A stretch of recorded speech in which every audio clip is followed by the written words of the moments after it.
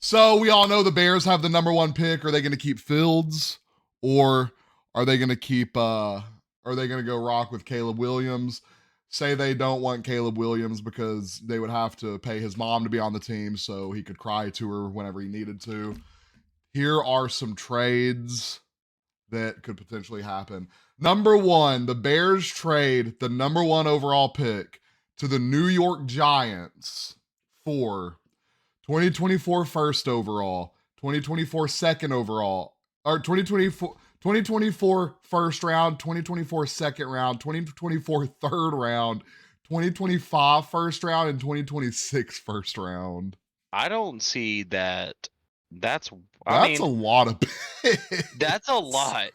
That's a lot of picks. Just to go and be like, oh, Caleb Williams is a great idea. Yeah, if anybody takes fucking Caleb Williams, that's for a quarterback that no one's backing, that no one's saying is great, that people are saying is a bust. One of the best quarterback analysts, I forget his name. I watched a video on him talking about all the bust and great quarterbacks. That's a lot when you still have Jones on contract. I know. I wonder how much Jones' cap hit would be if you cut him. How much dead money to free cap space it would be. But yeah, that's no matter what, the Bears are fleecing someone if they trade that first round pick, and it's just going to put people in a bad position. There's the picture of the trade if y'all wanted to see that. So yeah, that's the sixth overall pick, the 39th overall pick, and the 70th overall pick this year. And you're getting a quarterback and nothing to put around him because your team has nothing.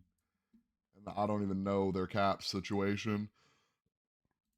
On to the next trade. In the end, we'll pick which one of these trades are the best. We have the Bears obviously sending the first overall pick to the Washington Commanders for the 2024 first, number 2 overall, 2024 second, another 2024 second, and a 2024 third. Compensate. Yep. One of those C word picks. Compensation? Nah, they spelt it weird. Let me see it. Put it up on. Oh, on y'all side. Compensatory?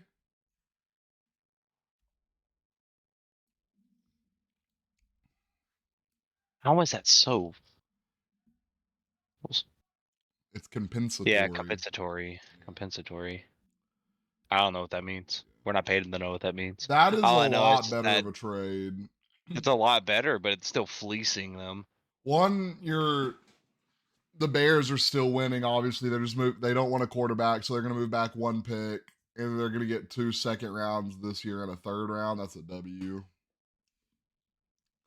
That's a W right there. I think that's the least of the fleece. It's a lot of O linemen. At least Washington has.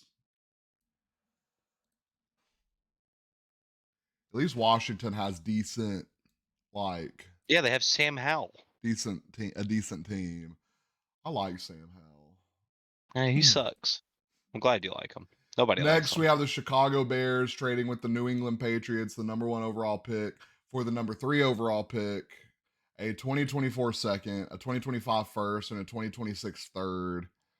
That seems more fair. So if they trade for number 2, are they going Harrison? I've seen a lot of people saying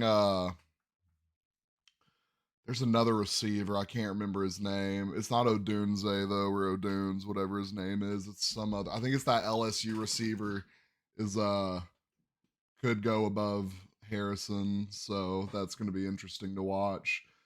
But this Patriots trade seems a little bit more fair. The number 3 overall pick, the number 34 overall pick. Then you got a 2025 first and a 2026 third. That one's a little more tame. Neighbors, yeah, I've heard Neighbors could go over Harrison. And last but not least, on the Bears trade situations, we have. Oh, no, actually, I have one more that Colin Cowherd talked about that is actually catching a lot of traction right now. We have the Bears sending the first round pick and Khalil Herbert to the Falcons for a 2024 first, number 8 overall, Bijan Robinson, a 2024 third, a 2025 first, and a 2026 second. That's kind of an That's insane trade. crazy. That's an insane trade. That's another fleecing situation only because Bijan may be the only person on the Falcons that is worth keeping the entire time he's there. Yeah. Yeah, it's Like definitely when I saw that, I was like, this is actually the craziest one I've seen so far. So nobody, I don't think the Falcons would be so willing to give up Bijan Robinson, no. No. especially since he's put up literally all the numbers for their team this year. So yeah, Say this year, last season. out of all of these trades, I would probably say the most fair, that More Patriots comfortable trade, lighting. the most fair. 2024 first, 2025 first, 2024 second, 2026 third. I But think that's probably ooh, like that sounds like the most. That's the safe pick for most likely, another only because one. This is what Colin Coward said a few weeks ago, and I brought it up, and people said I was crazy, and now it's actually catching traction. We have a bro. If you focus one more time, it's like trying to focus on Baby Yoda in the background or something. Um, Justin Jefferson and 2 first round picks for the number 1 overall.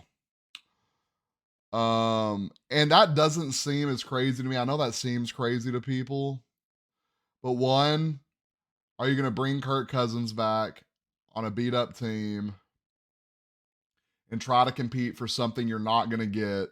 Or are you going to sell Justin Jefferson, who's coming up on contract next year, anyways, who could leave if he wanted to?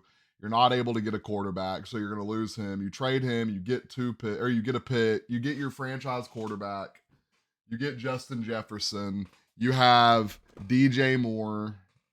I mean, the Vikings, or not the Vikings, the Bears have DJ Moore. They're in a great position. The Vikings get their quarterback. I mean, it's just they have young receivers. They need a run game, so they're not giving up too many picks. I think Justin Jefferson will. I think that'll be our surprise trade of the year, personally. But we'll see. I don't think it's gonna be a surprise though, Or we'll honestly, see because Amon Ross St. Brown get traded.